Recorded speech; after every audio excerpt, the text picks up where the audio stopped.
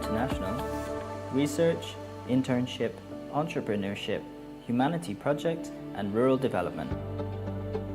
We concerned about university good governance to support division to be an international recognized school on business and economics. This campus is also equipped with complete supporting facilities for students and staff. The physical, social, and psychological environment of FEB-UNS is well built with adequate infrastructure and based on environmentally friendly principles. Wireless internet connection is available throughout the entire campus, and students and staff can access it. The faculty also provides several laboratories, including a computer lab, mini bank lab, export-import lab, Sharia banking lab, Grameen bank lab, and investment gallery to support students' learning and research.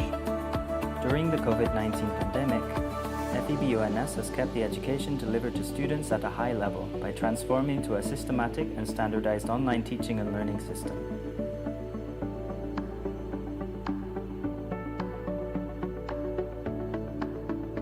Our alumni has occupied top management position at the national level in the governmental institutions, state-owned enterprises, and private firms. Moreover, students are also provided with many opportunities for development, including student organizations, student competition, internship, international mobility, and many others. FEB-UNS graduates have been recognized at the national level, and its alumni have occupied top positions in corporate and governmental agencies. Among them are Wimbo Santoso, who is currently the chairman of the Indonesia Financial Services Authority, OJK. Doni P. Juwono is the Deputy Governor of Bank Indonesia, the Central Bank of Indonesia. Didik Hartanto is the President Director of PT KAI, the Indonesian Railways Company. Haryanto is the owner of Dimension Footwear Group, which owns 2 reputable footwear brands in Indonesia with more than 30,000 employees.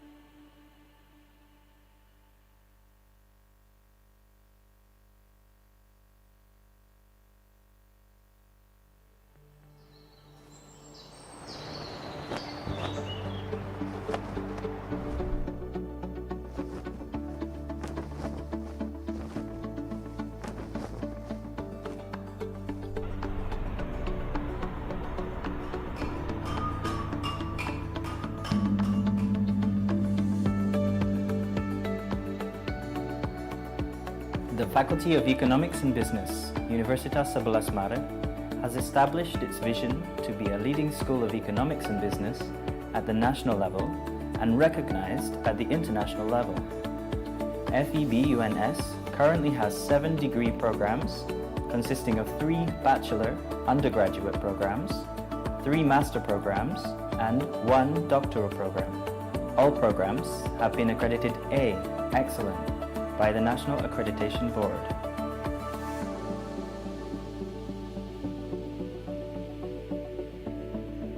Faculty of Economics and Business, Universitas 11 Maret has established its vision to be a leading school of economic and business in Indonesia and internationally recognized by delivering high-quality teaching, excellent research, and community empowerment. FEB-UNS is a member of the AACSB, Association to Advance Collegiate School of Business.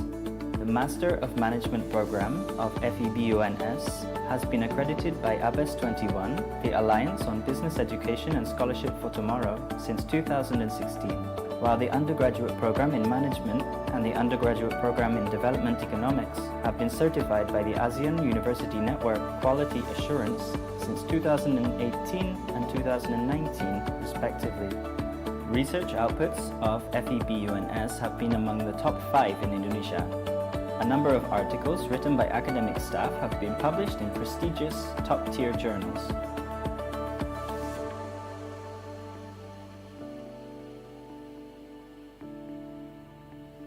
Moreover, FEB-UNS has been appointed and granted by several governmental institutions such as Bank Indonesia, Indonesia Financial Services Authority, OJK, and Indonesia Deposit Insurance Corporation, as well as international organizations such as World Bank and USAID to perform research collaborations. The Faculty of Economic and Business is supported by qualified academic staff with more than 45% hold a doctoral degree. The curriculum is assigned with demand of job market. FEB also participates in Campus Merdeka. FEB UNS also plays a role in community development through several activities, including community assistance, training and consultancy for micro and small enterprises, rural development, and many others. Students' participation in scientific, art and sport competitions, both at the national and international level, is also strongly encouraged. Students also have opportunities to intern in corporations, governmental institutions, or non-governmental organizations. There are also opportunities for students to participate in international mobility programs. To accelerate the quality of education and research, FEB UNS has developed mutual partnership with a number of reputable overseas universities and institutions.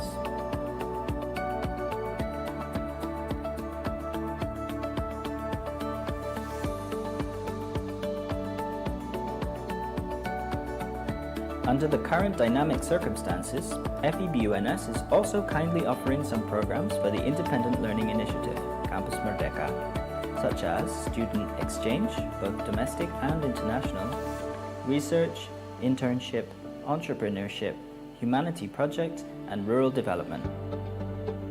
We concerned about university good governance to support division to be an international recognized school on business and economics. This campus is also equipped with complete supporting facilities for students and staff. The physical, social, and psychological environment of FEB UNS is well built with adequate infrastructure and based on environmentally friendly principles. Wireless internet connection is available throughout the entire campus, and students and staff can access it. The faculty also provides several laboratories, including a computer lab, mini bank lab, export-import lab, Sharia banking lab, Grameen bank lab, and investment gallery to support students' learning and research. During the COVID-19 pandemic, FEB UNS has kept the education delivered to students at a high level by transforming to a systematic and standardized online teaching and learning system.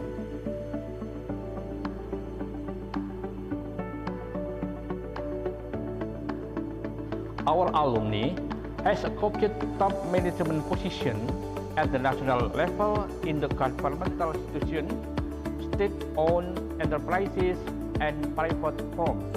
Moreover, students are also provided with many opportunities for development, including student organizations, student competition, internship, international mobility, and many others. FEB UNS graduates have been recognized at the national level, and its alumni have occupied top positions in corporate and governmental agencies. Among them are Wimbo Santoso, who is currently the chairman of the Indonesia Financial Services Authority, OJK. Tony P. Juwono is the deputy governor of Bank Indonesia, the Central Bank of Indonesia. Didik Hartanto is the president director of the Indonesian Railways Company. Haryanto is the owner of Dimension Footwear Group, which owns 2 reputable footwear brands in Indonesia with more than 30,000 employees.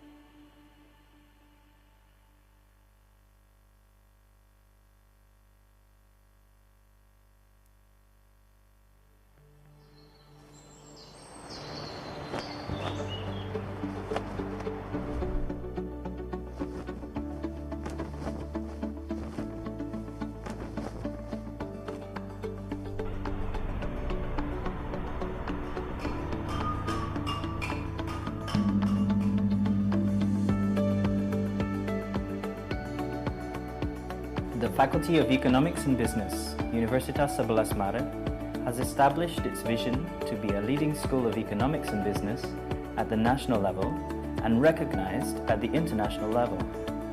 FEB UNS currently has 7 degree programs consisting of 3 bachelor undergraduate programs, 3 master programs, and 1 doctoral program. All programs have been accredited A, Excellent, by the National Accreditation Board.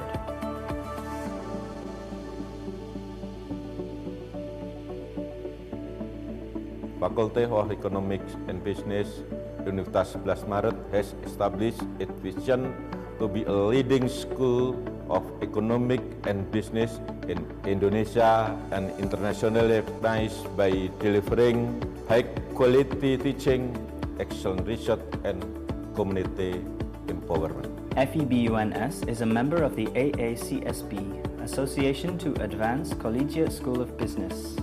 The Master of Management program of FEBUNS has been accredited by ABES 21, the Alliance on Business Education and Scholarship for Tomorrow, since 2016, while the undergraduate program in Management and the undergraduate program in Development Economics have been certified by the ASEAN University Network Quality Assurance since 2018 and 2019, respectively.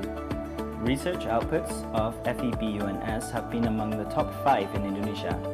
A number of articles written by academic staff have been published in prestigious top-tier journals.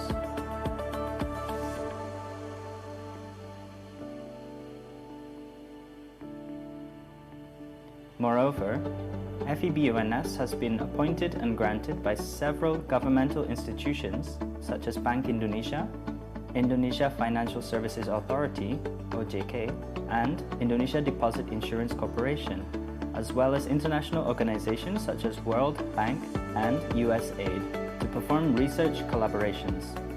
The Faculty of Economic and Business is supported by qualified academic staff with more than 45% hold a doctoral degree. The curriculum is assigned with demand of job market. FEB also participates in Campus Merdeka. FEBUNS also plays a role in community development through several activities, including community assistance, training and consultancy for micro and small enterprises, rural development, and many others. Students' participation in scientific, art, and sport competitions, both at the national and international level, is also strongly encouraged.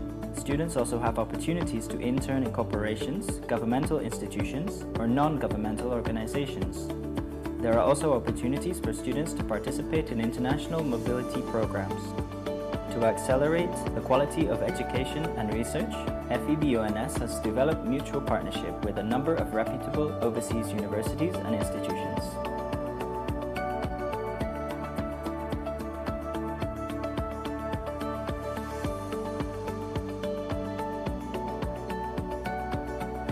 Under the current dynamic circumstances, FEBUNS is also kindly offering some programs for the Independent Learning Initiative, Campus Merdeka, such as student exchange, both domestic and international, research, internship, entrepreneurship, humanity project, and rural development.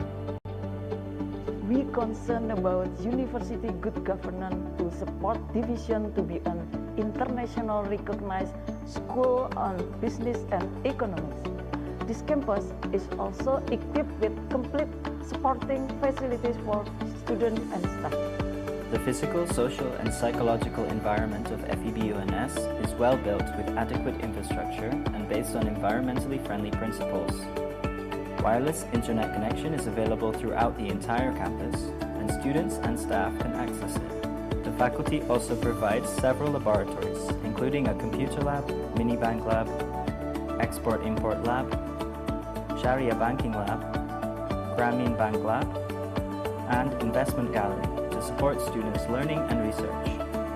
During the COVID-19 pandemic, FEBUNS has kept the education delivered to students at a high level by transforming to a systematic and standardized online teaching and learning system.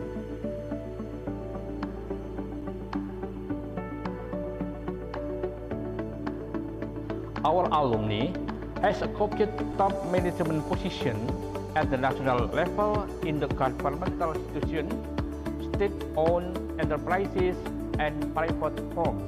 Moreover, students are also provided with many opportunities for development, including student organizations, student competition, internship, international mobility, and many others.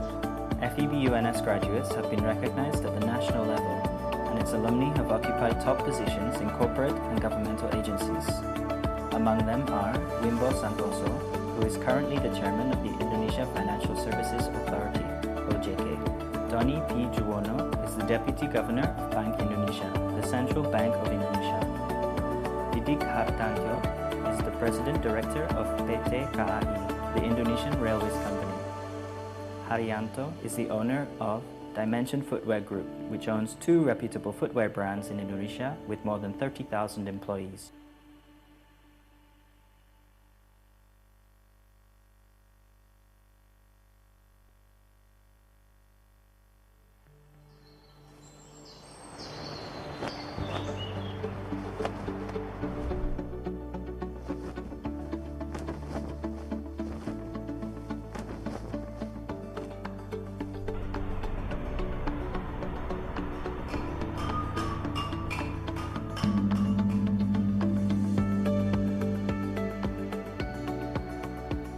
The Faculty of Economics and Business, Universitas 11 Maret, has established its vision to be a leading school of economics and business at the national level and recognized at the international level.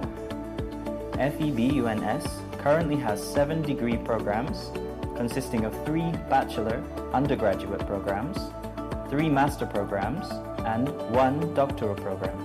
All programs have been accredited A, Excellent, by the National Accreditation Board.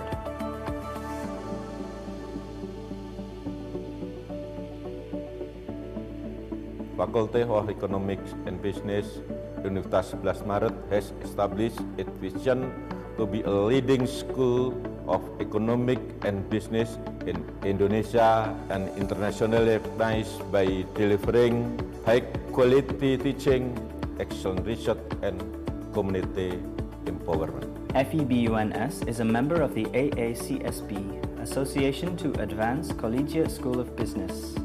The Master of Management program of FEB UNS has been accredited by ABES 21, the Alliance on Business Education and Scholarship for Tomorrow, since 2016, while the undergraduate program in Management and the undergraduate program in Development Economics have been certified by the ASEAN University Network Quality Assurance since 2018 and 2019, respectively.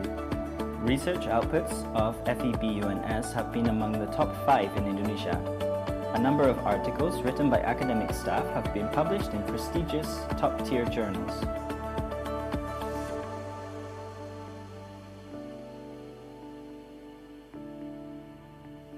Moreover, FEB UNS has been appointed and granted by several governmental institutions such as Bank Indonesia, Indonesia Financial Services Authority (OJK), and Indonesia Deposit Insurance Corporation, as well as international organizations such as World Bank and USAID to perform research collaborations. The Faculty of Economic and Business is supported by qualified academic staff with more than 45% hold a doctoral degree. The curriculum is assigned with demand of job market. FEB also participate in Campus Merdeka. FEB UNS also plays a role in community development through several activities, including community assistance, training and consultancy for micro and small enterprises, rural development, and many others. Students' participation in scientific, art, and sport competitions, both at the national and international level, is also strongly encouraged. Students also have opportunities to intern in corporations, governmental institutions, or non-governmental organizations. There are also opportunities for students to participate in international mobility programs. To accelerate the quality of education and research, FEB UNS has developed mutual partnership with a number of reputable overseas universities and institutions.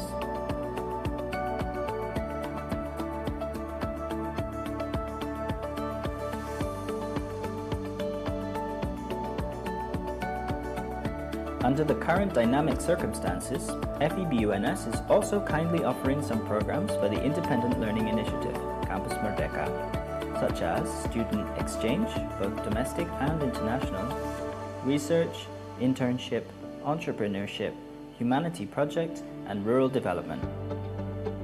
We concerned about university good governance to support division to be an international recognized school on business and economics.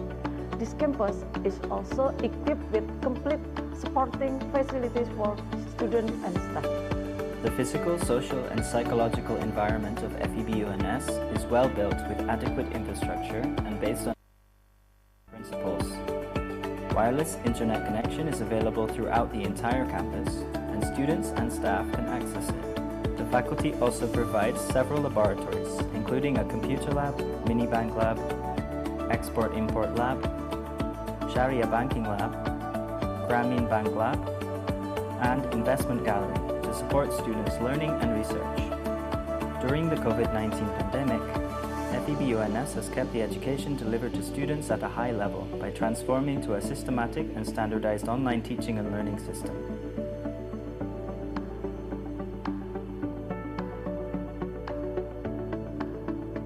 Our alumni has occupied top management position at the national level in the governmental institutions, state-owned enterprises, and private firms. Moreover, students are also provided with many opportunities for development, including student organizations, student competition, internship, international mobility, and many others. FEB-UNS graduates have been recognized at the national level, and its alumni have occupied top positions in corporate and governmental agencies. Among them are Wimbo Santoso, who is currently the chairman of the Indonesia Financial Services Authority, OJK. Doni P. Juwono is the Deputy Governor of Bank Indonesia, the Central Bank of Indonesia. Didik Hartantyo is the President Director of PT KAI, the Indonesian Railways Company. Haryanto is the owner of Dimension Footwear Group, which owns 2 reputable footwear brands in Indonesia with more than 30,000 employees.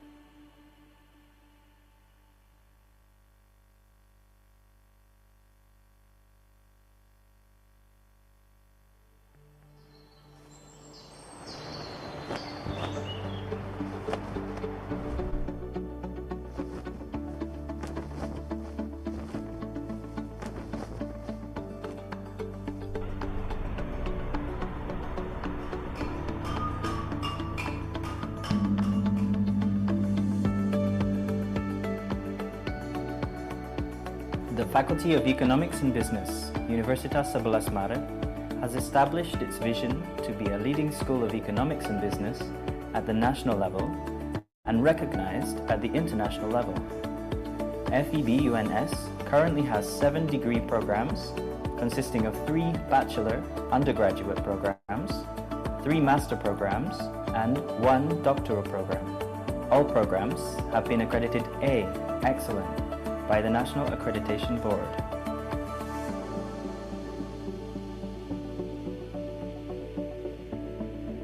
Faculty of Economics and Business, Universitas 11 Maret has established its vision to be a leading school of economic and business in Indonesia and internationally recognized by delivering high-quality teaching, excellent research.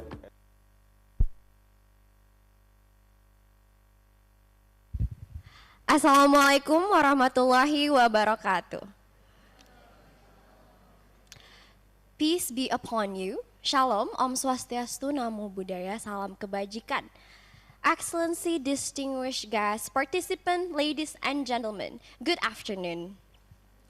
Welcome to expert lecture under the title Sales Ethics, Look Beyond What You Can See with our international guest lecturer from the Edinburgh Napier University. This event is presented by UNS Innovation Hub and the Faculty of Economic and Business, Universitas 11 Maret. Welcome, future entrepreneur, CEOs, and world changer. So, before we start, karena guest lecture-nya masih persiapan, aku mau tes ombak dulu nih. Boleh yang dari FEB tunjuk tangan? Oke, there's a lot. Dari FISIP? Ada alma mater ya? Kok malu? I know ini pasti kayak jam-jam pengen lunch terus tidur gitu ya. Nih mas yang paling depan nih tidur, tapi aku very appreciate ini ya, excitement ya. Gak apa-apa mas, serius. Thank you so much for attending this event. Ada yang dari fakultas lain mungkin? FKIP? FEB? Ada FEB? Boleh tunjuk tangan? Hai FEB, boleh tahu nggak dari mana nih? Sastra Arab, Inggris, Cina? Oh, FEB prodi mana? Ekonomi pembangunan? Ada lagi yang beda? Ekonomi pembangunan semua? Ah, bisnis digital. Ini kalau boleh tahu, ini nih, dari angkatan berapa yang bisnis digital? Ya kan paling awal ya? Oh my god, tepuk tangan dulu buat bisnis digital. Oke. Kalau boleh tahu kakak-kakak FISIP dari jurusan apa? Oke. Ini sebenarnya nggak ada yang jurusannya English related ya. Jadi kayak your bravery is so cool. Kayak ada takut dikit kan, nggak ngerti atau tiba-tiba ditunjuk suruh nanya. Kita pemanasan dulu ya, karena ini English based lecture. Aku pengen nunjuk salah satu buat perkenalan pakai bahasa Inggris gitu ya. Biar nanti pas question and answer udah lemes lah gitu, udah bisa tanya. Nih masnya agak menghindari eye contact aku dari tadi. Boleh nggak mas kenalan your name aja, terus kayak fakulty apa, terus majornya apa, single apa enggak gitu. Boleh diri. Astagfirullah. Masya Allah. Hello, my name is Isma Agung Alvaris. I'm from apa tadi? Faculty of Social and Politics. Major Administration Negara ya, Pak? Asian. Ya itulah. I'm 21. Yes. Secret. Secret. Oke, dipanggilnya Mas Faiz ya? Apa dipanggilnya? Apa nickname-nya apa? Nama panggilannya? Siapa? Isma? Ismu. Oke, boleh tepuk tangan buat Mas Ismu. Oke, thank you. Welcome Pak Catur. Tadi ada studennya yang nanyain, Pak Catur mana, Pak Catur mana? Oke, karena udah satu cowok, aku mau nunjuk satu cewek lagi buat introduction. Ada yang eye contact aku nih. Boleh dong kakaknya? Dari jurusan mana? Namanya siapa? Umurnya berapa? Okay. Okay, thank you for master of this ceremony. Okay, my name is Hayu Akuzaskia Falsa. Most people call me Hayu. I'm from accounting, majoring in accounting from Faculty of Economic and Business. Okay, and I'm now 19 years old. Okay, I'm single, by the way. Okay, there's a lot of single people here. Okay, thank you. Sorry, nickname-nya siapa Kak? Wayu. Oke, Kak Hayu, please give an applause for Kak Hayu. Yay, thank you. Welcome for the participant that arrived. Boleh tanya nih ke kakak-kakak yang baru datang? Halo. Kakak-kakaknya dari fakultas apa, prodi apa? FEB. Ekonomi Pembangunan. Oh, ekonomi pembangunan. Angkatan berapa? Oke, 2020. Aku mau ngusilin maba dulu deh kalau gitu. Boleh ya? Ayo, tadi nyanyiin Pak Catur, aku boleh minta tolong waktunya sebentar buat introduction? Pakai bahasa Inggris, boleh? Nggak boleh. Nggak apa-apa, challenge deh. Challenge boleh nggak boleh? Kenapa Mbak? Nama, tahun, umur, Okay. My name is Nur Afifah Yasiriani. You can call me Yasi. I'm from Faculty Economy and Business. My age is 17. Okay, give an applause. Welcome, Mr. Colin.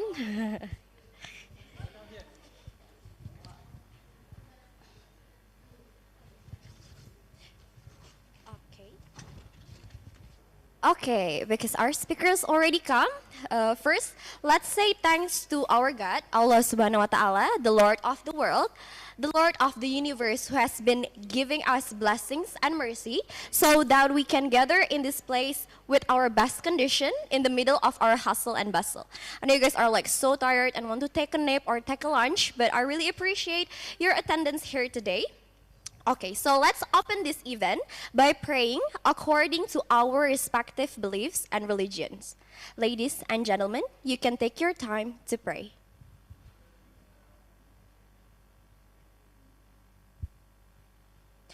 Okay, thank you.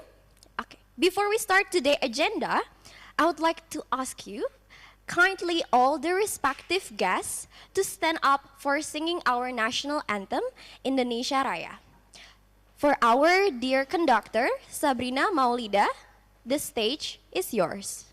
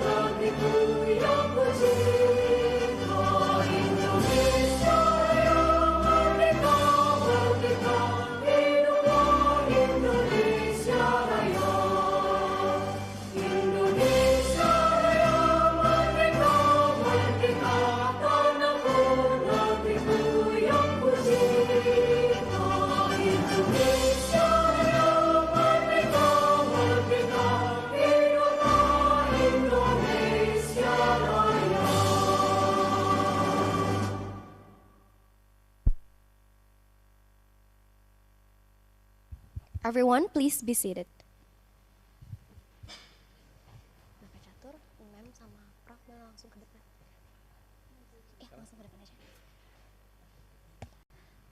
Okay, ladies and gentlemen, the next is opening speech by our Head of Startup and Incubation from UNS Innovation Hub, Mr. Catur Sugiarto, SE, MSM PhD.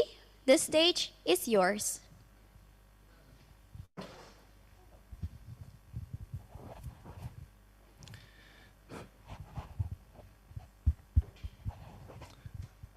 Good afternoon, everyone. Dr. Colin Mckenzie from Edinburgh Napier University, faculty, student, ladies and gentlemen. It's a great pleasure to welcome Dr. Colin from Edinburgh Napier University. I would like to thank to Dr. Colin who have kindly come to share the wisdom, experience, and insight. I would like also to congratulate the student and all participants of this guest lecture. The Faculty of Economics and Business and also UNS Innovation Hub is one of part of the University of 11 Maret. Faculty of Economics and Business has established the vision to be nationally and internationally recognized School of Economics and Business.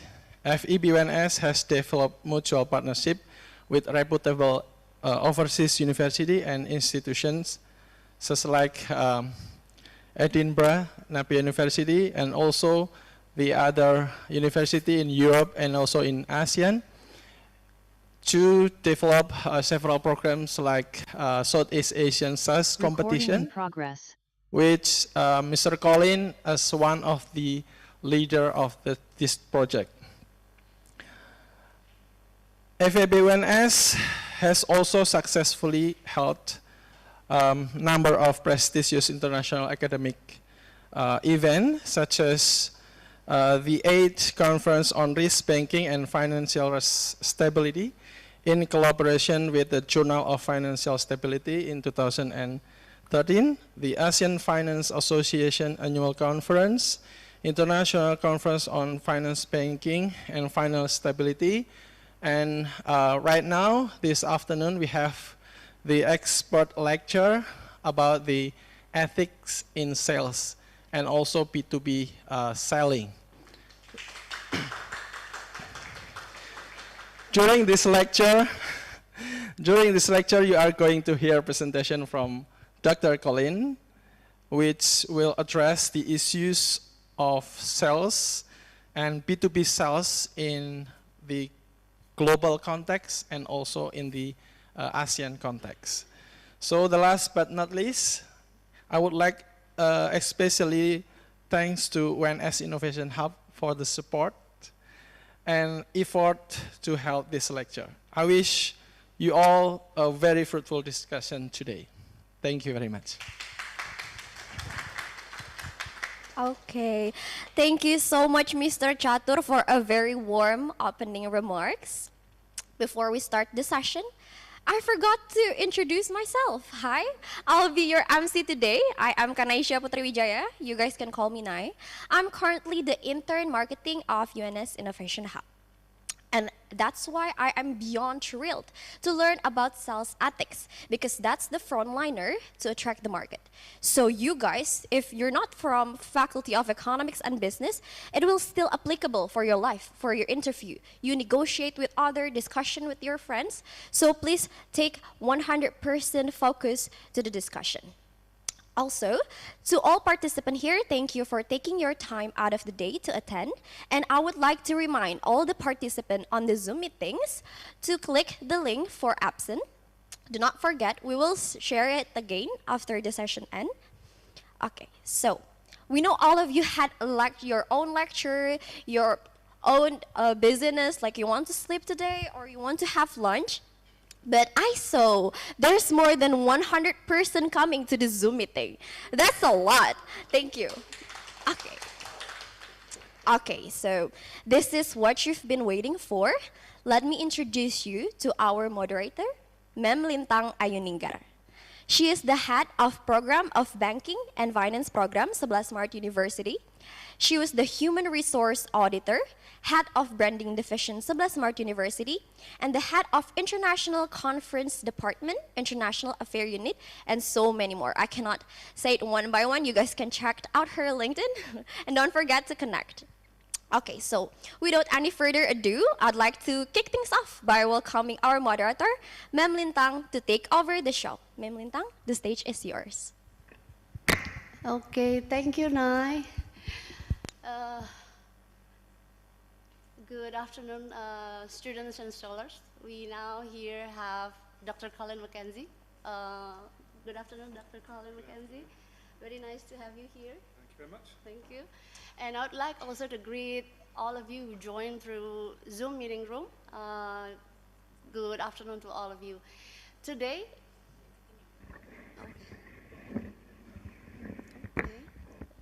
segini cukup. Tes, masuk? Okay. Okay, so today I'm going to be the moderator of our special session, the expert lecture with Dr. Colin Mckenzie.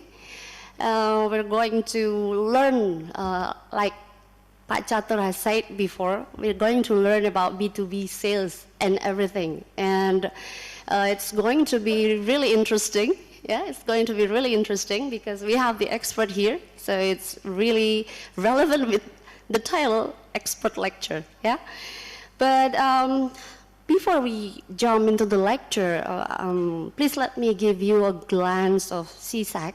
It's a project which Dr. Mckenzie, Pak Catur, and many colleagues are involved in. It is Southeast Asian Sales Competition, which co-founded by Erasmus+. There are many partners, include Turku University of Applied Science, Edinburgh Napier University, University of Applied Science Wienerstad, Haga Helia University of Applied Science, 11 Maret University, Mahasarakam University, Rangsit University, Bina Nusantara University, University of Putra Indonesia YPTK Padang, Simolek, Parahyangan Catholic University, and Poly Batam. The goal of CSAC project is to strengthen Southeast Asian universities' capability to provide highly skilled B2B sales professionals for the emerging international market. The project utilizes existing European knowledge and experience in developing pedagogically rich concepts for the cooperation of universities and companies within the spheres of sales education. So this is a great project, right, Dr. Mckenzie? What do you think about the project? The project is a great opportunity for students to experience what it's like in the real world. It's a great opportunity to improve skills. It's not just about knowledge, because knowledge you can get from the books, but skills are much more difficult. So the project allows people to practice their skills, and every student, almost every student that's gone through the CSAC competition stage has come back and said that they've learned something about themselves.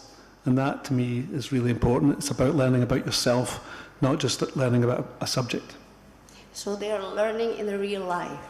They're learning in real life how to make, how to sell themselves, and by selling themselves, they're looking at a very good future for themselves. Okay. Thank you, Dr. Mckenzie, for sharing your thought about CSAC. Well, students and scholars, we are now in the prime time. The expert lecture by Dr. Colin Mckenzie. But before we go into that, let me read you the CV of our speaker today, Dr. Colin Mckenzie. Dr. Colin Mckenzie got his Doctor of Business Administration and also Master of Science in Quality and Business Excellence from Edinburgh Napier University. Dr. Mckenzie is an Associate Specialist Lecturer and Model Leader at Edinburgh Napier University, Scotland, United Kingdom. He interested in leadership, entrepreneurship, and business development. He currently holds several positions, include Managing Director of Sun Labs Corporation, Managing Director of Gallus Ltd, and Board of Trustees of Hear My Music. He carried important responsibilities such as Director of Hi-Fi Corner, Program Director of Innovate U, coach at Academy of Leadership and Management, and many more. Well, Dr. Mckenzie has a very long list of experience and achievement. I'm afraid we have to spend our night here if we want to read all of them. So let's go to our lecture now. Well, we're going to hear a lecture from Dr. Mckenzie with very interesting topic, sales ethics, right? And ethics is something that we cannot separate from job and professionals, and sales is not excluded from the list. So without further ado, I will give the time to Dr. Mckenzie. Please, Dr. Mckenzie, the time is yours. Can I have a handheld? Is this one working? Yeah. Hello, hello.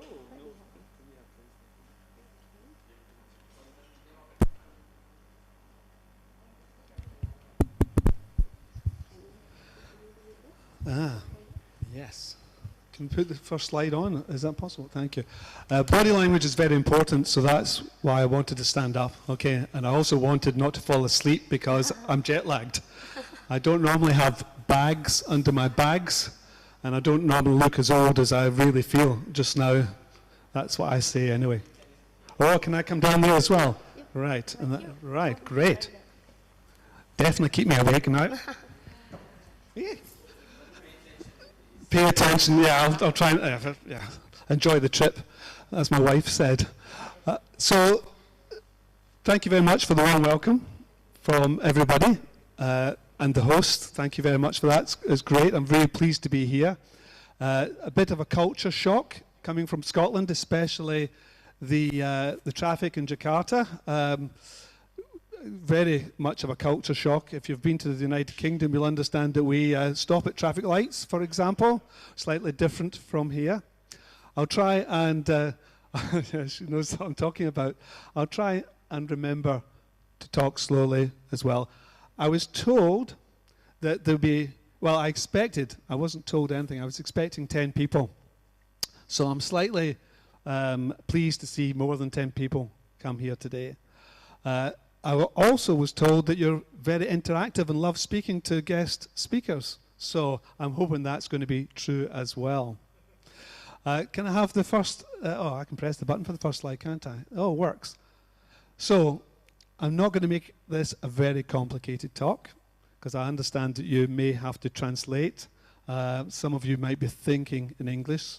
Some of you may be translating, and it can be very tiring if I talk too quickly and for too long. I was also told that if you don't ask questions, we're going to finish at 6 o'clock. But if you ask questions, then we'll finish sooner. So remember that, all right? So today, we're going to discuss what is meant by ethics in sales. Why does it matter? Why is it important? And also the problems caused by ethics as well. And I'm going to get you to work on a little exercise in order to implement an ethical sales policy into an organization. Okay? So I'll just let you examine that for a moment and take it in what we're going to talk about. So I've had the big long introduction, but I'm going to give you the short introduction. How many of you have heard of something called the elevator pitch? If you've heard of the elevator pitch, can you put your hand up if you've heard of the elevator pitch? One there, two there. So only two people know the elevator pitch.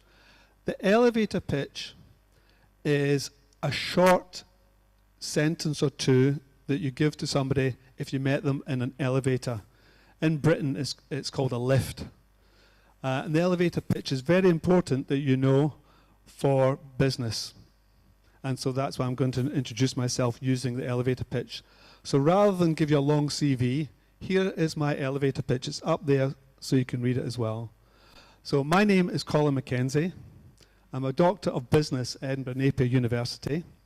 I'm a business consultant and a businessman. I help companies make profit. I help charities run effectively, and I help students achieve success. So there are three aspects to the elevator pitch. One is your name, one is what you are, and the third one, which most people forget, is how do you add value. Okay.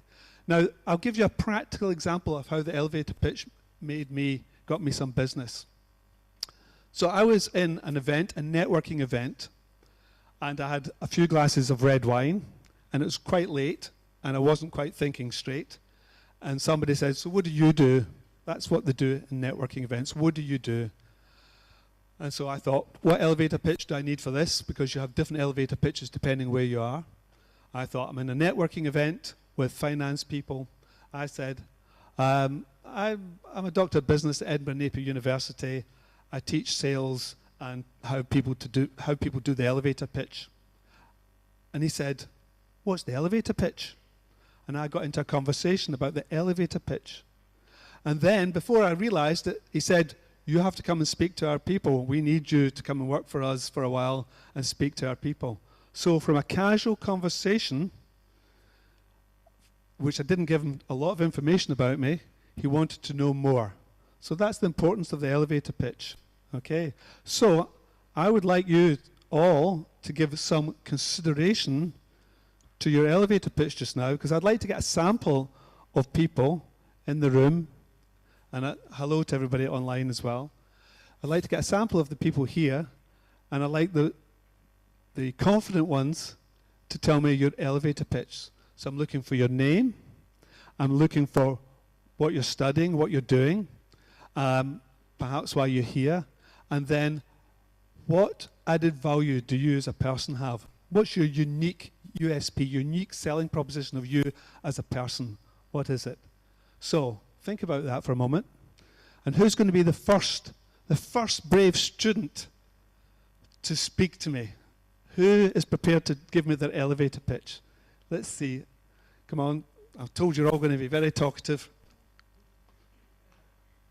Do you understand what I'm asking? Is it clear? I want you to tell me your name, what you do, and how you add value. Who's going to be brave enough? I'm going to point to somebody. I'm going to point to Victor here, this man here. Victor, what's your elevator pitch? Tell me it. My elevator pitch, can I start with my name? Yes. Okay. My name is Victor Labotano. So I'm a manager of community partnership in Simolek. So Simolek is one of our partners in CSEC consortium, like UNS. And then my job is help the education institution to get the partnership in national and then also international partnership, help them to find the solution for their problems in education by adapting or implementing the open and distance learning, and then also help them in capacity building. So that's my job. Right. So he told you what his job was. How do you add value, Victor? How would you add value, do you think? So just give that some thought. So this is a critique. I know Victor, so I won't do this to you students, but you have to add value. So that's the thing you do. And I know that elevators in Jakarta are taller than the ones in the United Kingdom, so I expect it to be longer. So a student now. Any brave student want to try? Get a round of applause from me if you do. Somebody's confident. So they're all looking here. Want somebody to try? No? You want to try?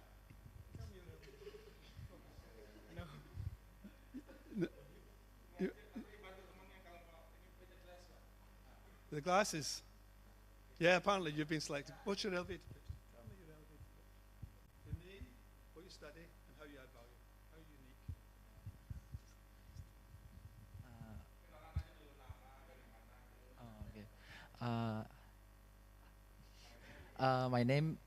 My name is Luis Yap.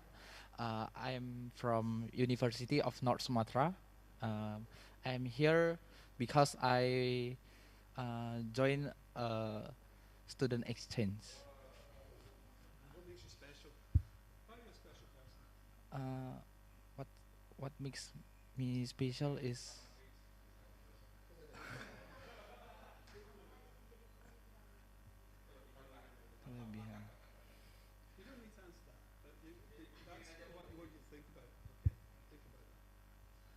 I am a optimistic person. Well, exactly. So if I met you in the lift and I said, what do you do? And you turn around and say, I'm really optimistic. I say, well, I would then enter into a conversation with you. I'd say, what are you optimistic about? So that's what the elevator pitch does, is about sort of encouraging a conversation when you're networking. All of you should be networking. All of you should be on LinkedIn if you're intending to be in business management as a matter of advice, because that's where the future is for international business. So anyone else want to try, or shall I move on? Has everybody too frightened to try? Anybody else brave enough? That was well done. I like that. Anybody else want to try? I was warned that some of you might be a bit shy. Everybody's going, no, not doing that. Okay. Anybody online want to send me anybody online want to send an elevator pitch in? We can read it out. Is there anybody online want to put in the chat their elevator pitch? If you're a lecturer or member of the students. Yeah, well, I won't particularly I don't like picking on people. I like them to volunteer. I know you pick on people in Indonesia, but is there anybody up there? Oh, yes. Oh, got another volunteer. Hello, Mr. Colin. We've met already. I'm from 11 Maret University.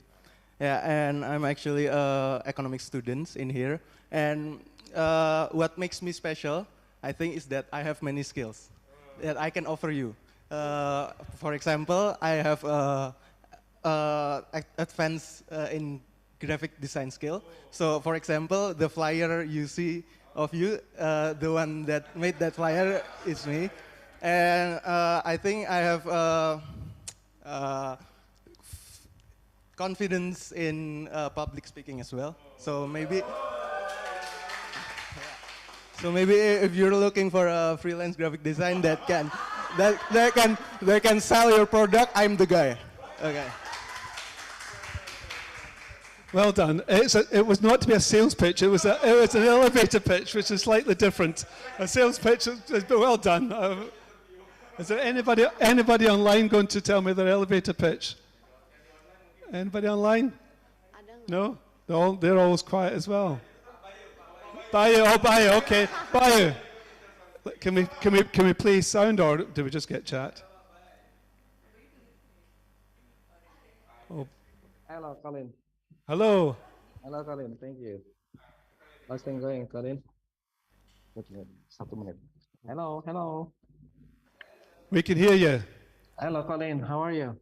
I'm fine. What's your pitch?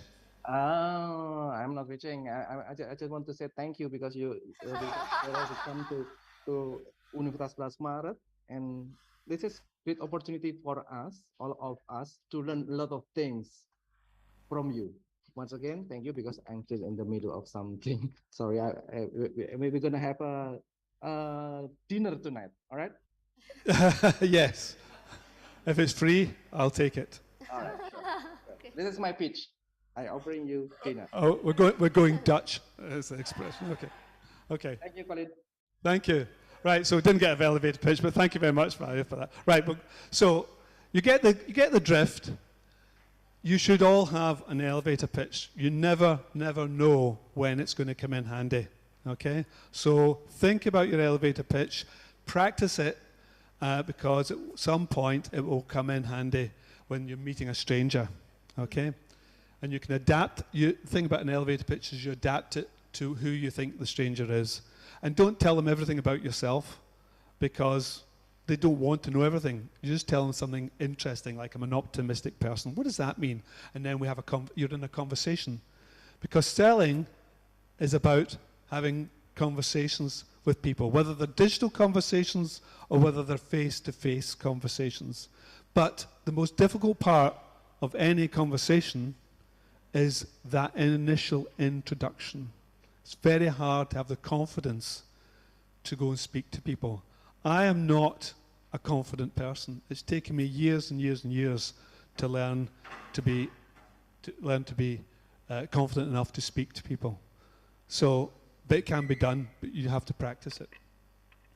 So, as well as all those things that I do, I can be chief of a Highland Games competition as well. That's why I'm wearing my traditional outfit there.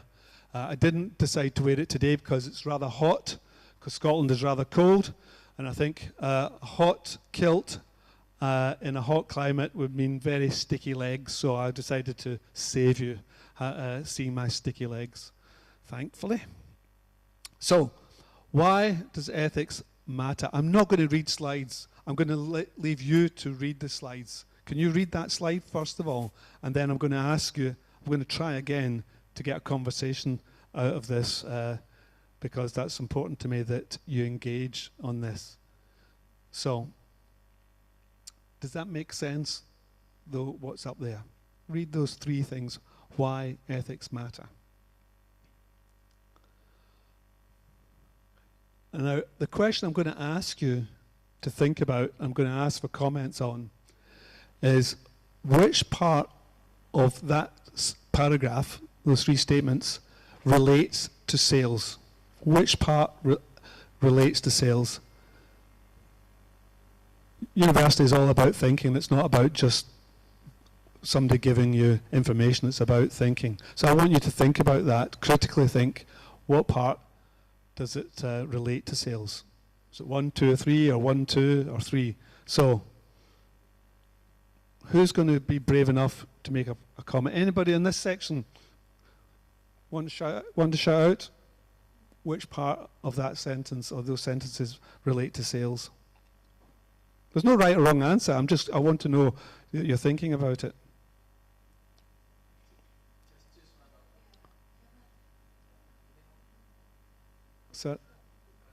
Sorry? Yeah, if somebody's not confident speaking their own language and someone will translate, I don't have a problem with that.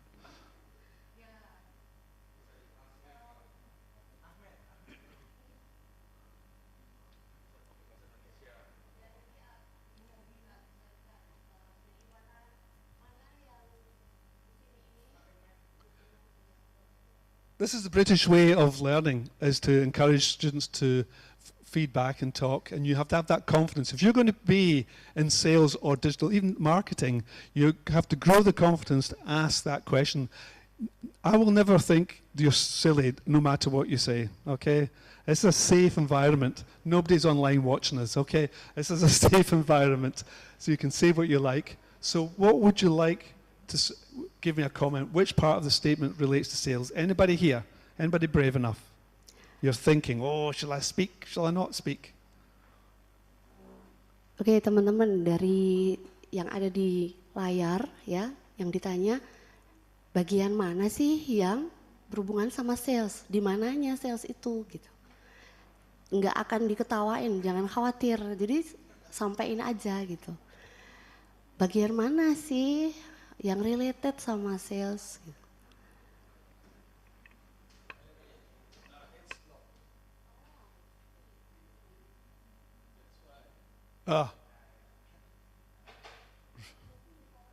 All right, everybody will talk. Yeah, now you've moved to. Anybody? Man with the glasses. Hate to pick on you. Any views? Which part of those statements relate to sales? Do you think? Any views?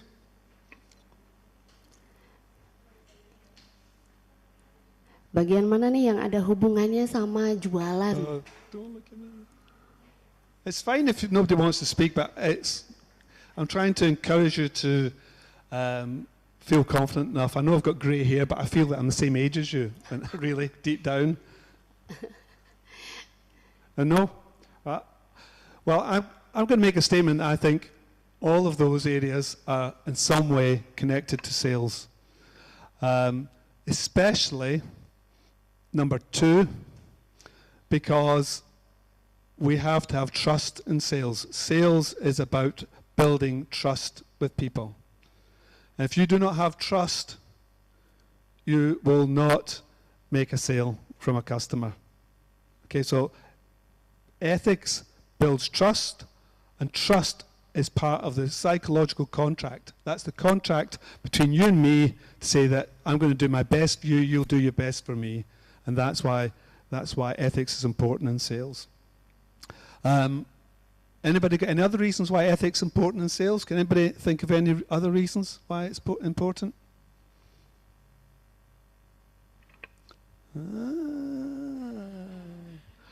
You know, if that's online, Victor will be saying, I'm going to ask you, I'm going to ask you, I'm going to ask you. Did your hand go up there for a moment? No. No, it wasn't you. It was the lady at the back. I thought a hand had gone up. But basically, if you have an unethical business, you risk the business going into bankruptcy or costing it a lot of money. There are many, many examples of business that have not been trading ethically. There's a slight difference between ethical sales and selling ethically. Ethical sales is your sales force doing things ethically. But selling ethically may mean different things to different people. For example, in the United Kingdom, people think it's now becoming unethical to have plastic wrapped around your fruit, because in our supermarkets there's lots of fruit gets wrapped in plastic. In Europe, people now consider taking airplane journeys, or starting to consider taking airplane journeys as being unethical. Short airplane journeys like the one I did today. Although I don't see how I could get here without a plane. However, I had some friends a few months ago who travelled 3 days in an electric car and travelled thousands of miles from Germany to an island off Scotland to visit their parents with 3 children in the back of the car so that they didn't use the aeroplane, because they spent the time in an electric car because it was environmentally more friendly. So they bought the electric car because for them that car had been sold ethically, and they're using it ethically. So there's quite a lot of different avenues between ethics, ethics and ethical selling and ethical sales. So being ethical means if you're in an ethical business, you're proud to tell your children what you do for a living. That's my son there. Now, I don't just teach salespeople, I make them. That's my son, he's a salesperson. That's my daughter speaking to the king. She's a bit older than that now. She runs her own business as well. And I believe that if you teach children how to sell, they become successful. And I think everybody here needs to know how to sell. You need to know how to sell to get a job. You need to know how to sell to get a partner. You have to sell yourself to get a partner. You need to sell to make a profit as well. So I'm going to ask for a show of hands, and I might need somebody to translate this question, because how many of you think it's okay? No, that it's not okay. How many of you think it's not okay for a salesman to lie? In other words, if you think salesmen should not lie, or saleswomen, salespeople should not lie, please put your hand up. Do you think salespeople should not lie? If you think they should not lie, can I see a show of hands, please? And if you don't put your hands up, what you're saying is it's okay for the salespeople to lie.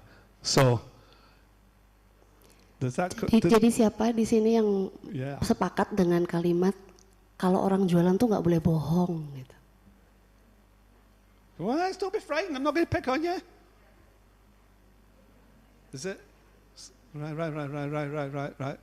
How about here? What about the back? What about this gentleman here? Does he understand the question? Is he happy? Salesperson should not lie, ya. Jadi orang jualan nggak boleh bohong, iya nggak gitu. Kenapa? Put your hand up if you agree with that statement. Berarti yang nggak tunjuk tangan orang jualan itu boleh bohong loh ya. Right.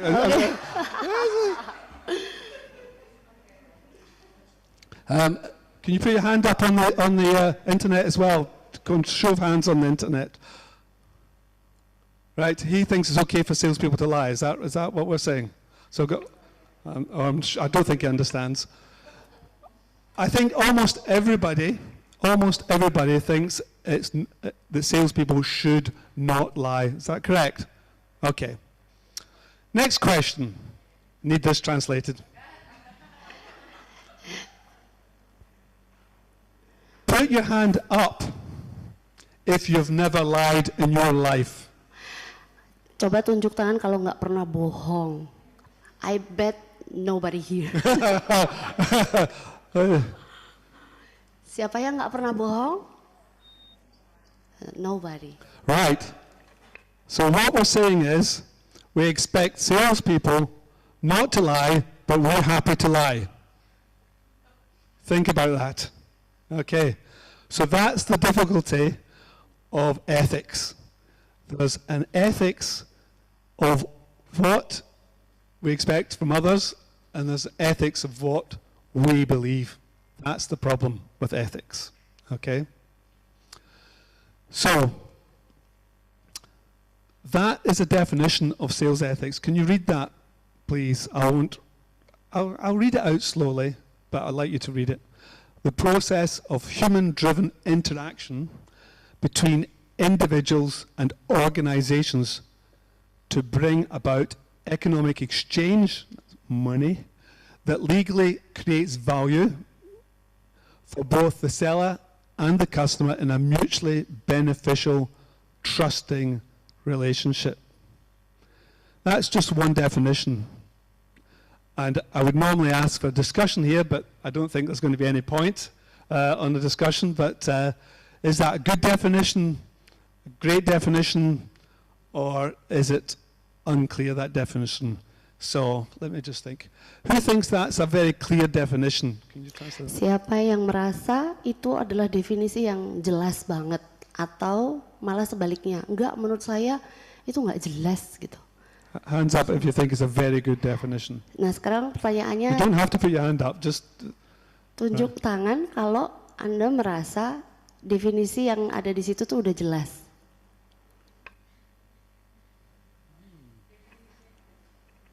Definisinya aja jelas, bisa dipahami. Okay. Well, there's one, two, yeah. Who thinks it's an okay definition? Can you translate? Siapa yang merasa ya nggak jelas tapi oke sih gitu, siapa ya? Oh, Pak Catur. You know what He said it's It's an okay definition. Okay, it's okay. And who thinks it's a bad definition? Siapa yang ngomong ini sama sekali nggak jelas, ini nggak mencerminkan apa yang membuat saya mengerti gitu. Ada? Saya nggak mudeng gitu. Jadi siapa yang nggak mudeng? Jadi And I've run out of options now. Who doesn't care?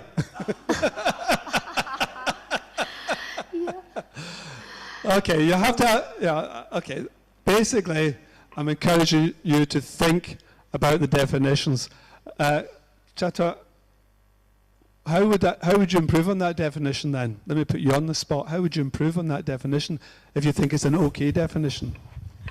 Yeah, I think it's okay because we have here the mutually beneficial and trusting relationship. But the process of human-driven interaction between blah, blah, blah, it's kind of very conceptual for us. It's a practical definition. That's good. Yes, yeah, that's an interesting observation. Ethics is socially constructed. Okay, so in other words, we decide what is ethical. It's not real. If we didn't exist, there'd be no ethics. Okay, so it's socially constructed, and it's socially constructed between us as a group. If we decide that it's ethical, for me to charge you all £5 or some money for this lecture, then that would be ethical. But it's but if we said it wasn't ethical, then it's not ethical. So we construct what the ethics are. So in business you have the same problem.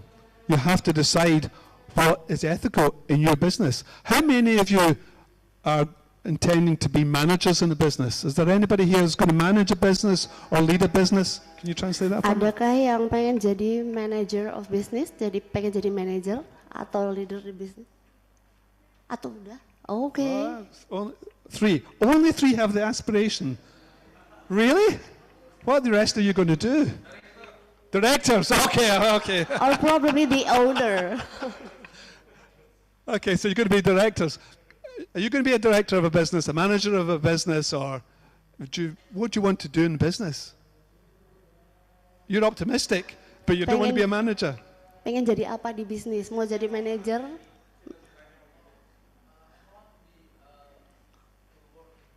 You don't want to work in business. Smart man. Okay.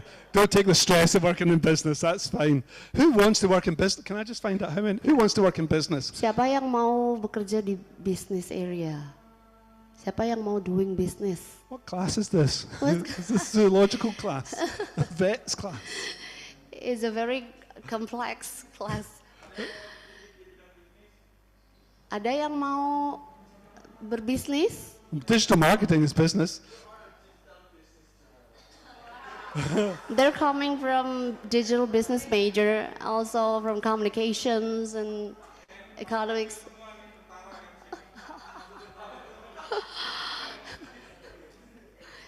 So this applies to you even within any job you're in, because how you relate to your fellow employees is really important. How you treat them ethically is really important.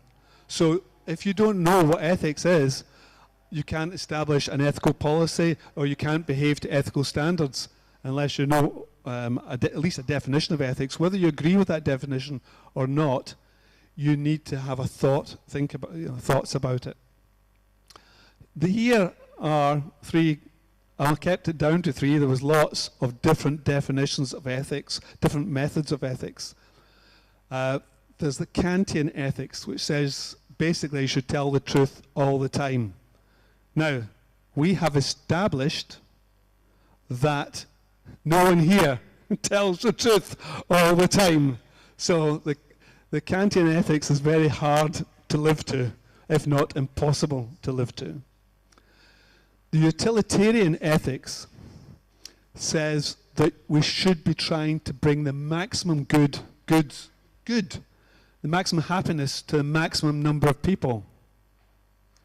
The problem with utilitarianism is that if everybody here would be happy if we went into Victor's pocket and took out all his money and distributed it, you would all be happy. So using those ethics, we should take the money out of Victor's pocket and make everybody here happy, except Victor's not going to be happy. So the problem with making most of the people happy is that some people very often are unhappy. And you've got Islamic ethics. It was very convenient for the call there. If you can read that, the Islamic ethics, which I think is based from the 1500s, basically says that you should not cheat or use bribery, and you should think of being just. Okay, so there's something along a common strand amongst all those different definitions there, which you should think about.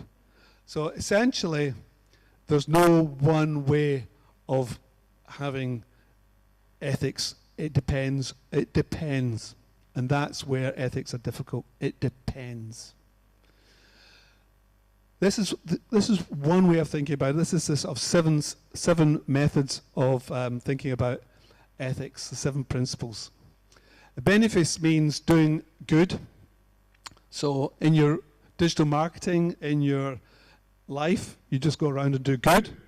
That's why I give back. That's why I'm a director of charities, because I think I've been fortunate, so I should give something back. So I feel that's ethical behavior, to give something back for nothing. So that's how I tackle that. Non-malfeasance is do not inflict harm on others. It's what doctors say.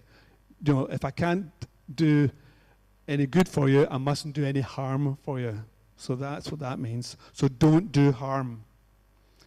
Autonomy allows free thinking. But the problem in sales is you sometimes get a very pushy salesman who says, you want to buy this, don't you? You're going to buy this, aren't you? You're going to buy it, aren't you? And you browbeat the person into buying it. In other words, you keep at them until they buy it. That is not autonomy. That's not good. That's not good sales. Okay? So if you're going to be ethical sales, what you need to do is allow people freedom. You have to persuade them rather than force them. Okay. In terms of justice, if I do a wrong to you, if I sell you a product and it's faulty, I expect you to look after me. In the United Kingdom, we have very good consumer guarantees, so that if someone ships something to me, a piece of electronics, and I don't like it, it's not working, I don't like it, I can get them to take it back and pay for the shipping back. That's where our consumer law is very strong, because we believe a high level of justice in sales. Truth-telling. Now, I've got a lot of liars in here. Sorry. So where do we tell the truth? Where do we not tell the truth? This I would normally have a conversation about. When do you think it's acceptable to tell a lie in sales? Because we've just said we shouldn't tell lies, but we've all admitted we lie. So is there a time when you should tell a lie? I'm picking on him because he's a confident speaker. Okay. Shouldn't have told me that. I have a different opinion. I think you shouldn't lie in sales. You should. You shouldn't. Shouldn't, exactly. You should never lie. So, yeah. So you should tell the truth all the time. Yeah. So maybe you can allow some lenience. Maybe you don't speak the exact truth, but you're not lying. You know? Do you know what I mean? You're lying by omission. Okay. Is the English expression for that? Yes, lying by omission. Okay. I think that's an interesting thing to discuss if you were running a company. When is appropriate to not tell the customer something? Yeah. It's always best if you can tell the truth in a positive way, even if it's the bad news. Right? So remember that. If it's bad news, it's best to get the bad news in early, but then give a positive spin on the bad news. I'm really sorry, this plane is not going to take off on time. However, we're going to give you a free cup of coffee while you wait. Okay? So rather than wait an hour and I'm thinking, what's happening to the plane? And I get really, really upset. So you get the bad news in early, quickly, don't need to lie, but sweeten it with a little sweetener. Okay? So remember that. Whenever you've got to give bad news, sweeten it. And here's a top management tip for those of you that are going to be managers. If an employee does something wrong that you're not happy with, criticize the behavior, not the person.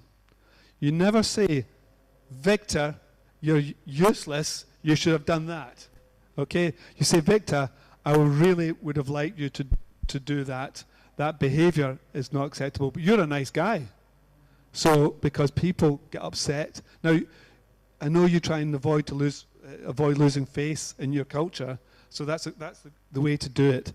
But then say, and you're such a nice guy that if you do that, put that right, I'll buy you a coffee. Always leave them with a positive thought. Always leave customers with a positive thought. So if you're doing digital marketing, you've got to think, how could I put in these different things into my digital marketing policy? How do I make sure that my customer's website demonstrates these? Fidelity is keeping faith with the customer. Keeping faith. How do I keep faith with the customer? I have an open policy. I show them the returns. I tell them the prices up front. There's some countries I go to that I get very upset because they give me the price and then they say, oh, and there's tax, and then there's this, and then there's the next thing. And before I know it, the product is much more expensive. In my country, all the price you see is the price you pay, nothing extra. That's fidelity. That's what that means to me. So I really object when I have to pay more than I expect. Or I hire a car, and there's a country I won't mention, but I hire a car in the country, and I turn up and say, "You'll need the insurance, sir." Well, you never told me that when I hired the car. You'll need this, and you'll need the next thing. And then before you know it, the price of the car hire has gone up. Keeping promises.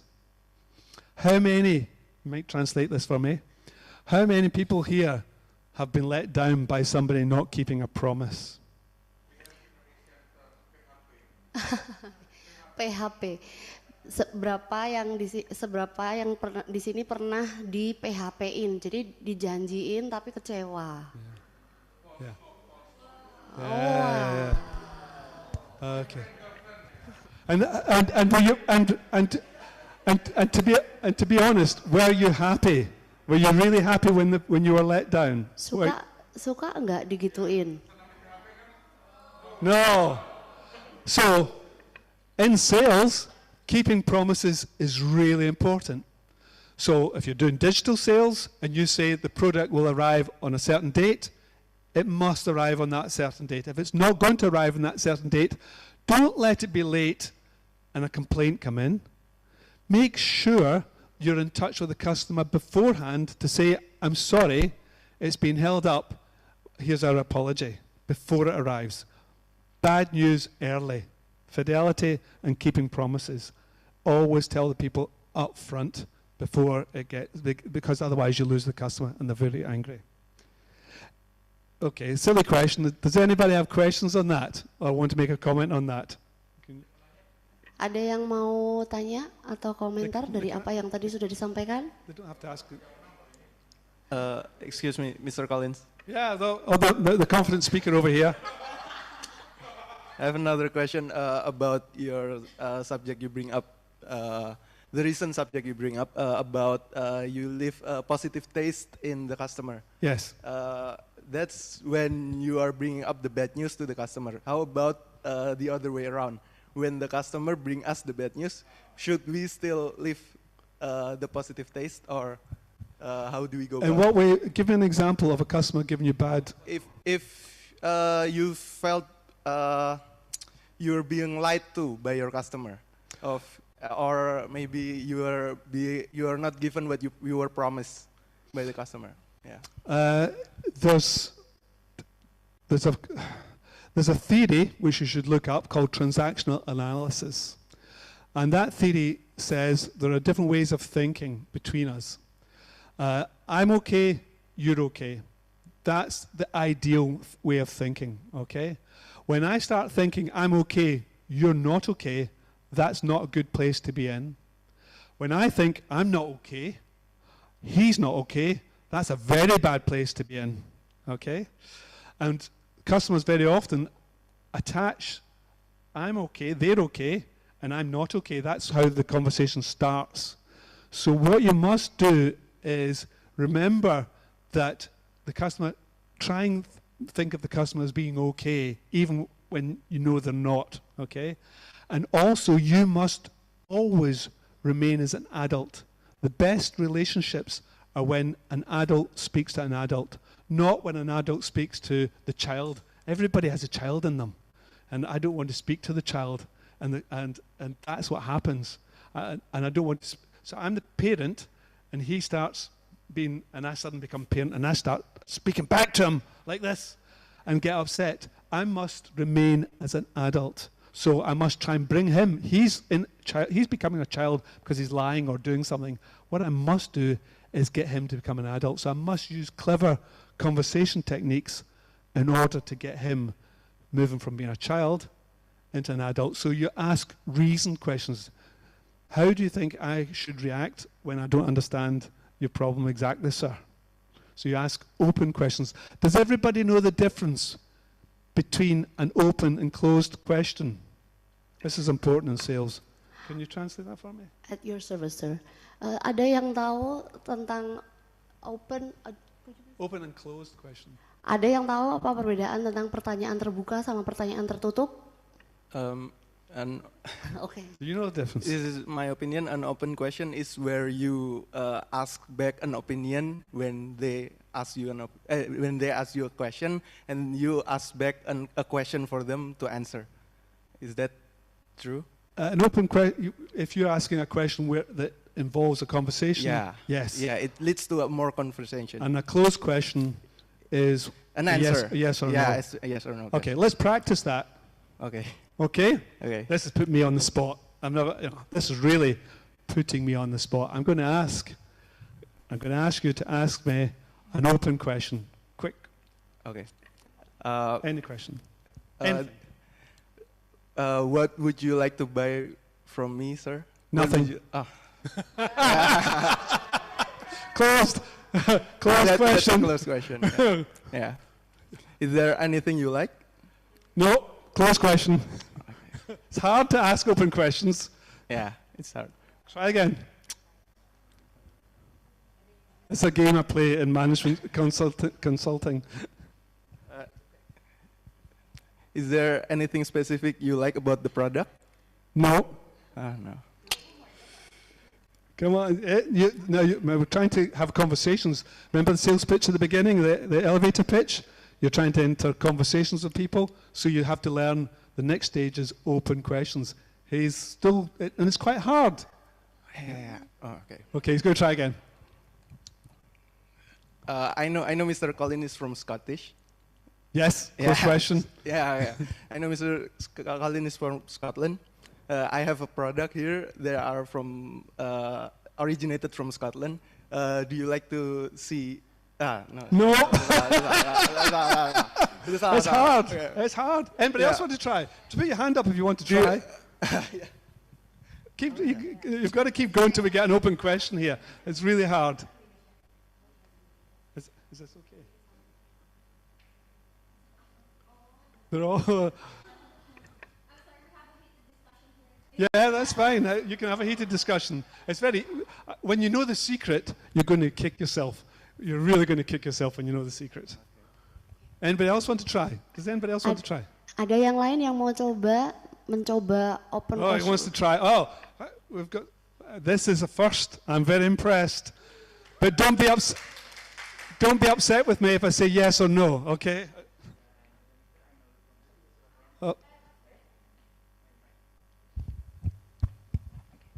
Hello, mister. I know you from Scotland. How many times you go to Indonesia? First time. Okay. Second day. So not close question, but not a great opening question. So try again.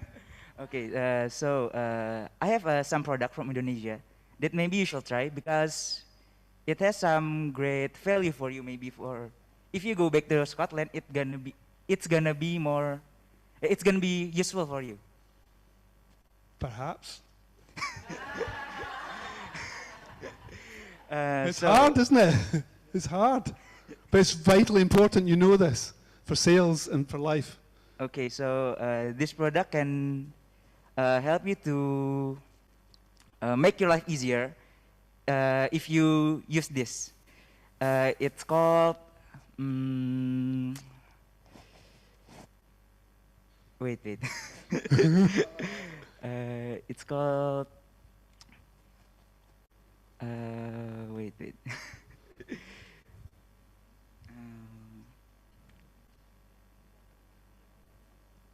Okay, I don't know the product. It's all right. It's okay. Well done for trying. No, please give him a round of applause for trying. I really appreciate it. Thank you very much. Right, let me give you an example of an open question, okay? We'll see whether I get a negative answer to this one. Can you explain to me what you're doing after this today? I'm going to have another meeting. So, yes. Are you enjoying, what's your thoughts? What's your thoughts on the conversation so far? I think it's very interesting. I got lots of insight from that. Do you see? No yes or no? Okay. So you use, thank you very much. Thank you. You use explain. What do you think? Those are open questions. Do you want to try again? I've got to give him a success, haven't I, really? So if he tried so hard. And it's going to be so funny if he gives me a closed question now. I've explained. No pressure at all. No pressure. Yeah. How do you experiencing Indonesia so far? I'm enjoying it very much. The heat is a bit hot for me because I'm used to being cold in Scotland. So well done getting the open question. Well done, well done. Yeah. So, Dr. Mckenzie, I'm sorry for interrupting. You have 5 more minutes. That's fine. Thank That's you. fine. Actually, that was my last. That was my. I'm not going to do the last slide. So that's it. So basically, ethics is about agreeing in your company what is going to be ethical. So for the people who are going to be managers in the company, what I suggest is that you have an ethical policy, a written ethical policy, devised by everybody in the company, or as many people as you can, because it's always a good idea to have lots of people in an organization have input into anything you do. I would suggest that you ask questions like, if your company is selling something, you get your sales team together and you say, we don't lie, or do we lie? What's acceptable, what's not acceptable? And pose some hypothetical questions to them where they may be tempted to lie, and you say, I don't want you to do that. This is a better answer. So you train the people to answer the questions without having to lie. Okay, so that's how you devise an ethical sales policy. So, last 4 minutes. It's going to finish now because I suspect there won't be any more questions, but is there any more questions on ethics, sales, anything else? This is an opportunity to ask the questions now. Ah, there's the man who's the optimist. Who wants the microphone? Ooh, a question! And if there's any online questions, somebody watch and see if there's any online questions.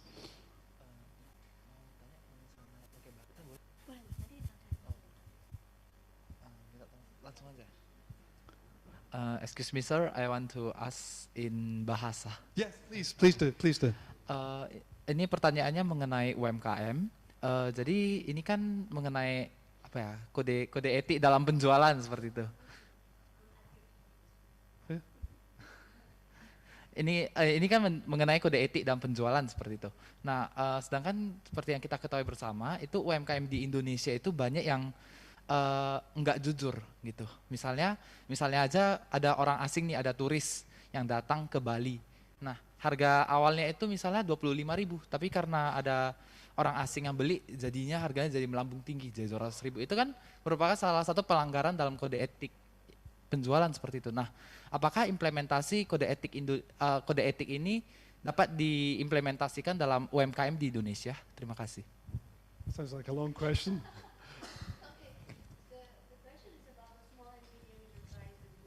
Yes. Yes.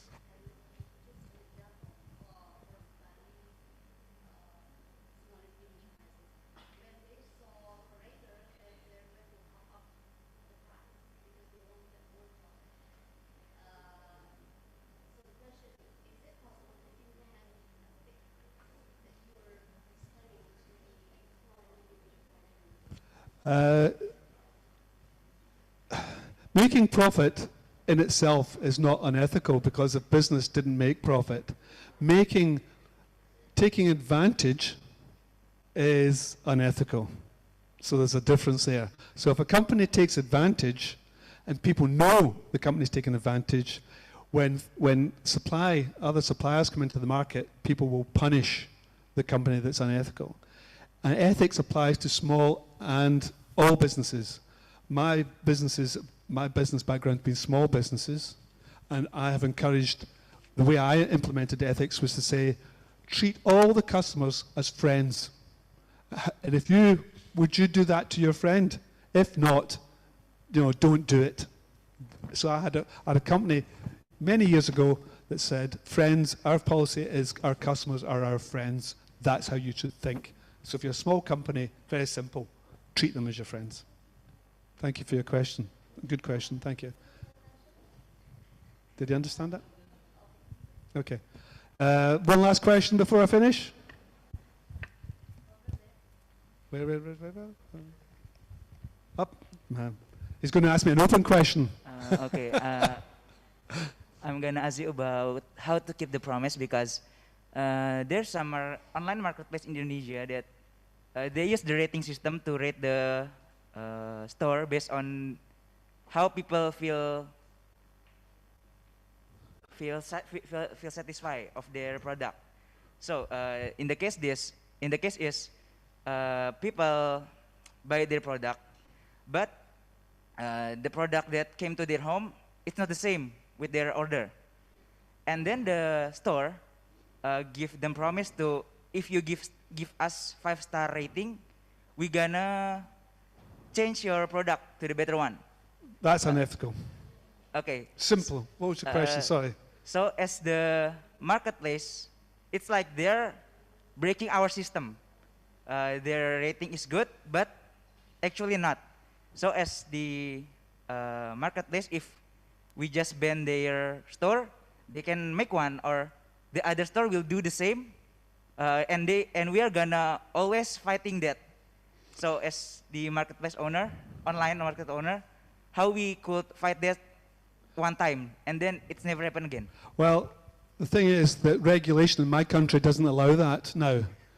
So that you need to involve the regulators to say this is a scam that's going on.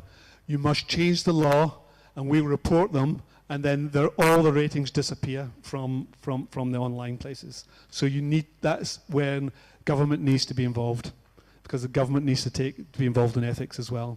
You shouldn't change to be like them. You should be better than them, but you should report them, and you should make sure you do a publicity social media campaign. Don't need to mention them, but you say, if you find out that we're doing this, report us. If you find out anybody else is doing it, please report them. Enough reports go in, the law changes. And that's what happened in my country. Okay?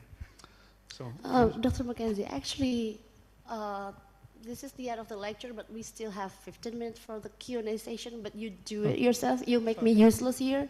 So, I mean, we still have 15 minutes if we want to continue. Well, does anybody want to ask any more questions? Because I don't want to hold people up if they're not interested or don't have any more questions. I mean, I can talk for hours, so we've got to be careful. Anybody got any questions? On sales, on B2B sales, ethics, anything? Any comments? Can you ask for comments, please, by Indonesian? Oke, ada komentar nggak dari apa yang disampaikan sama Dr. Mckenzie? About sales boleh, etik boleh, atau mungkin cerita, ada pengalaman gitu yang berhubungan sama etika di penjualan? Ada? Boleh. I've flown all the way from Scotland to speak to you, 20 hours. Please speak to me. 3 hours sleep, 2 days. What about if I'm asking a question? Pardon? What if I'm asking a Oh, question? you can ask the question, absolutely. Before we wait the audience to arrange their sentence.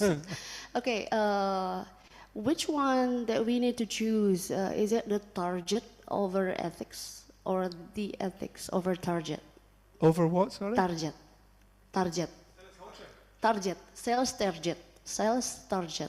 Culture. No, target. T-A-R-G-A-T. Target. Target. Oh, target. Yeah. Oh, target. Target. They both work hand in hand.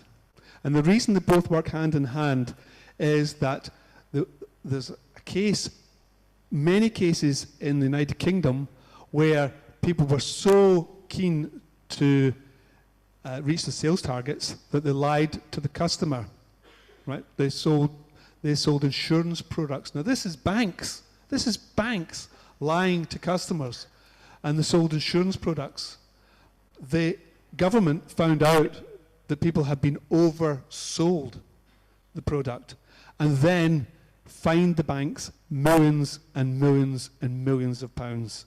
So the sales target can't come before the ethics, because it's going to ruin your business, potentially ruin your business. So you should find a way of really doing really good sales. And the secret of doing really good sales is to build trust, have high ethics, listen very carefully to what your customers want, and supply products that match their needs. And if you find yourself forever selling a product that's not high quality, change the job. Just change the job. Don't make yourself become unethical because you want to be able to speak to your children at night like I do, because I've always sold ethically. Okay. Thank you. Find out if there's any questions. If there's not, we'll finish. Masih ada pertanyaan nggak? Silahkan. Oh, we have one over there. Mr. Optimist. Finally. I love being put on the spot. You can ask it by Indonesian as well. Excuse me, I want to ask. I think it's an absurd question. What's different between personal sales and personal branding? Thank you. Personal sales and personal branding. Well, the personal sales is when you're actually physically doing the sales pitch that this gentleman did earlier on. It's Ryan? Yeah, Ryan did earlier on. He did the pitch, so he sold the pitch. Personal branding is, if you look at my LinkedIn profile, you'll see that I've done all these things, and but I'm not doing a hard sell on it. I'm just saying, this is me, this is what I'm about, this is my elevator pitch. So in an elevator pitch, I'm not selling. I'm trying to encourage. I'm branding. And if you're interested, you invite me for a conversation. If you're not interested, fine, no problem. I'll go to someone else who is interested. There's plenty of people.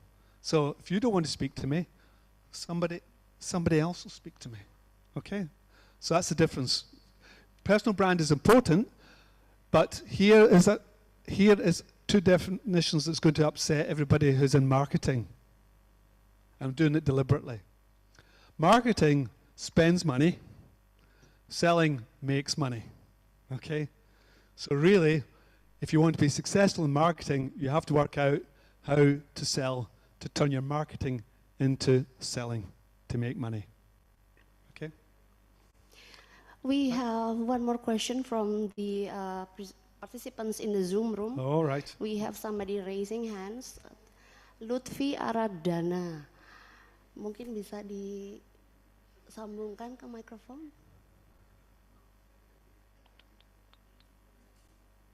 Hi, Mr. Colin. Hello. Can you hear me? Yes. I have a question for you. Oh, do I have to turn on my video? We can hear your microphone, but you can turn the video on if you want. It's up to you. Okay. Wait a minute. This is going to be the hard question, you know that. I thought I was going to get away.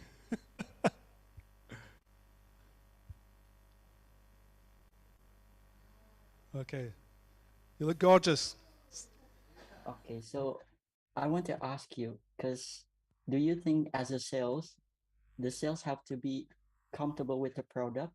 Because once I have experience as a salesman, I need to sell the product that I don't feel comfortable with, and I feel like I beg people for buying the product. Do you think I don't fit as a salesman, or it's just I don't feel comfortable with products, so I can't sell the product? So do you think people are born to be a salesman, or do you think all people can be sales, but they need to feel comfortable with the product?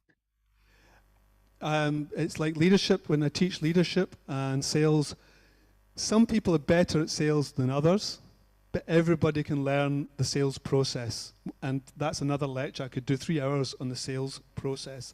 That's what we do at CSAC. We teach students what the process, so somebody who doesn't know anything about selling can learn about selling. I actually believe there's 3 Ps to be successful in life and in selling. One is persistence. You can't give up in anything you do in life. Never give up. Persuasion. Learn the powers of persuasion. Learn how to persuade people. Learn to meet their needs. Learn to listen very carefully. Most of us do not listen. Most of us have a friend. I guarantee you, we all have friends who talk, and do not listen. And the third one The third P is passion. You have to be passionate. If you do not like the product, you cannot do those 3 Ps. You cannot be passionate. And passion carries, even if you don't know the process, if you know that what you've got is going to benefit somebody, you will do your best to try and get them to buy it because you know it's right for them. But if you don't think it's right for them, you should change jobs. Was that clear? Was that too fast? Was that clear? No. So you think that everyone can be salesman, but you need to comfortable with the product, right? Yes. I see. Yes. Okay. Because I feel like I don't fit to be a salesman, but maybe it's just the product that I'm not comfortable with. You can look. Everybody can be sales. I'm a shy. Believe it or not, I'm a shy person. I put on a hat and I put on a facade. But I go to a party. I stand in the corner unless I've had a glass of whiskey, in which case I'm very loud. But I started off very shy. I've had to learn sales. So you can be a great salesperson. Find the right product you believe in. Learn the process. Go onto the CSAC website. CSAC Southeast SEA sales competition. There's a book there called Practice Makes Perfect. It's a free download and it tells you the process of selling. Great piece of advice that. So you will become a great salesperson, but you have to be persistent. Get the right product. Change jobs. Okay. Thank you for the opportunity. Thank you for your answer. Thank you very much for the question. Thank you. Okay, thank you. I think that's the last question. Well, I just want to say thank you very much for being patient, trying to understand my Scottish. I really appreciate it. And hopefully, maybe one day I'll see you again, perhaps in Scotland, when you become famous. After today, I expect you all to become famous. So thank you very much. Thank you. Thank you for the host.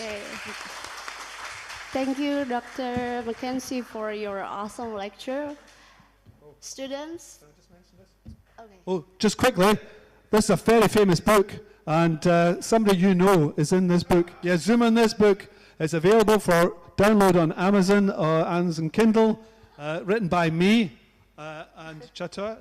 Am I pronouncing his name correctly? Yeah. Show the page. You've got to look at this. This is just amazing. Look at that lovely person in there. Can you see that? Can the camera zoom in on that? No. Yeah. Somebody you know is in that book.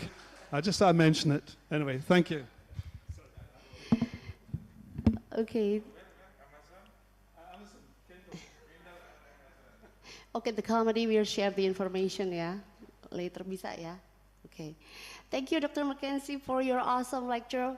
Students, let's give our speaker a big applause. Okay, unfortunately, we are now in the end of our session. To sum up, there is an interesting line that I got from your lecture, that sales is about trust and ethics leads to trust. That's very interesting. Before we end the session, could you please give, maybe a little closing statement for the audience? So put me on the spot. I could say no, because that'd be a closed question, wasn't it? No, okay. No. I don't really know what to say, because I think I've said it. I just think I really appreciate that I've been talking possibly too quickly. I appreciate that I'm a native Scots person. I'm sorry I didn't wear my kilt today. I apologise for that. I hope that you enjoy the rest of your studies. I hope this one thing that I've said that you'll take away and remember. Even if there's one thing, that will be a success. And the last statement I would like to make is, when I was 16 years old, I said to somebody, what do you think about life? And he says, I don't know about life. He didn't know about God and all that type of thing. He just said, I know that when I get to be old and look back on my life, I will regret it if I've not done something with it. And that stuck with me. So from the age of 16, I've done one major thing, at least one major thing a year. One major thing. Maybe have a child. I've now got 2 grandchildren. I didn't have those. My daughter and son have had those. I had a child. I might buy a house, might sell a house, might buy a property, might start a business. One thing a year. And then when you're my age, you don't look back and think, I wasted that time. So if you can remember that, at least, it's worthwhile coming here today. Thank you. Thank you very much, Dr. Mckenzie. Thank you for sharing with us here, and I believe it will bring many new insights for all of us here. So once again, I would like to thank Dr. Mckenzie for being here, and also thank you for all the participants who are joining in the room and also in the Zoom room, and also thank you for the committee for having me here. Thank you very much, and I'm going to give it back to Nai. Okay, thank you. Big applause for all of us. Okay, thank you so much, Ma'am Lintang and Dr. Colin. Before I close this event, it would not be complete if you don't take a picture together. So, may I ask you to go to the, yes, to the stairs. Yeah, you should be the center of the attention. Okay, Ma'am Lintang, you could, yeah. Okay. Okay, for all of the online participants, please turn on your camera. This is a very exclusive international class, so I would love to see your face there. Okay, everyone, you can open your mask, ya. Pak Jokowi already said it's fine to open your mask. I would love to see your beautiful and handsome and pretty face. Okay?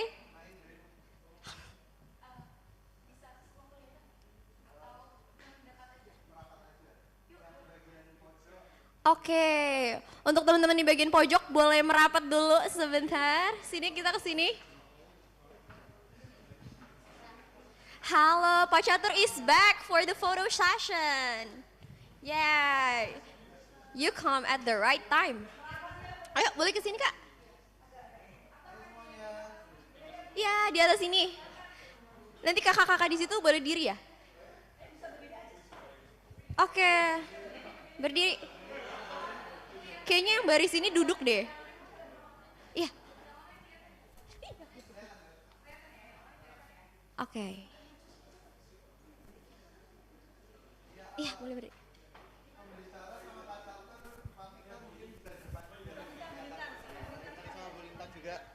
Iya, Pak Catur, Bu Lintang sama Pak Victor dan Pak Colin mungkin bisa di depan. Ya, biar kelihatan. Ya, semuanya berkumpul ya ke tengah ya semuanya. Yuk, langsung merapat. Ayo semuanya. Oke, udah ya, siap ya. Mau mulai aku foto nih. 3, 2, 1. 3, 2, 1. Bisa ganti gaya semuanya. 3, 2. Oke, makasih.